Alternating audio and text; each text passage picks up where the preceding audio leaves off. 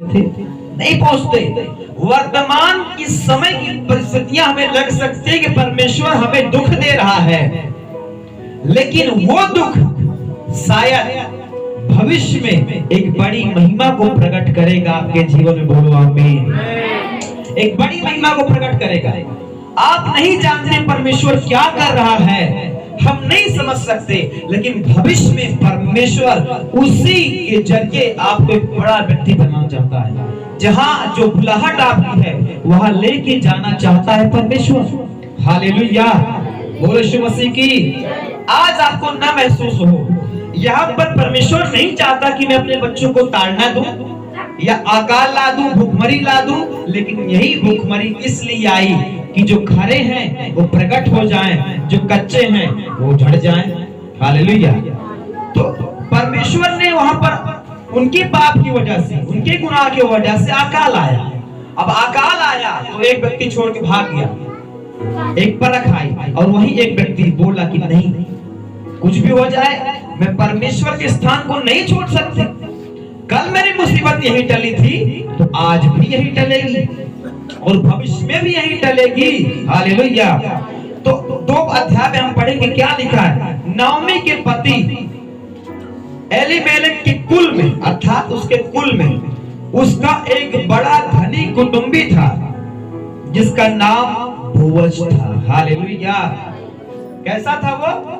Naomi, अर्थात जिसकी बहू रूत है, जिसका पति मर गया नाओमी का, जिसके बेटे मर गए, और कारण क्या था? उसने परमेश्वर को छोड़कर कहीं और भाग गई। अर्थात परीक्षा आई तो छोड़ के भाग गया कहीं पर। चमत्कार पे चमत्कार उसके जीवन में किए गए थे, लेकिन उन चमत्कारों को स्मरण नहीं रखा। बाइबल भजन संहिता 103 अध्याय में बोलता है कि दाऊद कहता है, हे मेरे मन यहोवा को धन्य कर और उसके किसी उपकार को मत भूलना। अगर परमेश्वर आपके जीवन में किसी उपकार को किया है, उसके चमत्कार को स्मरण रखो कि वो आपके जीवन में छुटकारा दिया है उसने, तो आगे भी देगा। आज छोटा चमत्कार हुआ, बड़ा कल बड़ा होगा, लेकिन उस चमत्कार को संजो के रखो, बना कर रखो, स्मरण करके रखो, उसके किसी उपकार को ना भूलो। और दाऊद कहता है, मेरे मन यहोवा को धन्य कहा, क्योंकि उसने हमें चंगाई दी है, छुटकारा दिया है। हालेलुया। तो उसी अकाल के समय में जब लोग भूखमरी से मर रहे थे, खाने पीने की कमी थी, कंगाली आ गई थी, हर तरफ से कंगाली हो चुकी थी, लेकिन वही एक बोअज नाम का व्यक्ति जो परमेश्वर के भवन को नहीं छोड़ा। और यहाँ पर जब सब कुछ नाओमी का बर्बाद हो गया, एल्काना का बर्बाद हो गया, और रूत पति रहित हो गई, नाओमी पति रहित हो गई, सब कुछ बर्बाद हो गया, तो यहीं पर जब वो वापस आने के लिए चली और फिर से यहूदा के नगर में आई, तो जब वहां पर आई, उसी के कुल का एक व्यक्ति जो उस समय भुखमरी में था, गरीबी में था, लेकिन आज जब कुछ समय बाद नाओमी लौट के आ रही है, रूत लौट के आ रही है, तो क्या देख रही है? उस समय तो अकाल था, लेकिन इस समय क्या है कि नाओमी के पति एलीमेलेक, एल्काना नहीं, एलीमेलेक नाम है नाओमी के पति का, के कुल में उसका एक बड़ा धनी कुटुंबी था। क्या था वो? बड़ा धनी। अब कहो कि वो बड़ा धनी कैसे हो गया? उस समय तो भूखमरी थी, अकाल था, गरीबी था, धनी इसलिए हो गया। समस्या उसकी इसलिए टल गई क्योंकि उसने परमेश्वर के घर को छोड़ा नहीं, परमेश्वर के स्थान को छोड़ा नहीं। अकाल आ गया तो क्या हुआ? भूखमरी आ गई तो क्या हुआ? लेकिन एलीमेलेक, उसको बोअज को पता था कि मैं बना रहूंगा तो ये अकाल खत्म हो जाएगा, और अगर छोड़ दिया तो ये यहाँ तो अकाल खत्म हो जाएगा, लेकिन मेरी जिंदगी का अकाल बिल्कुल नहीं खत्म होगा, वो अकाल ही अकाल बना रहेगा। हालेलुया।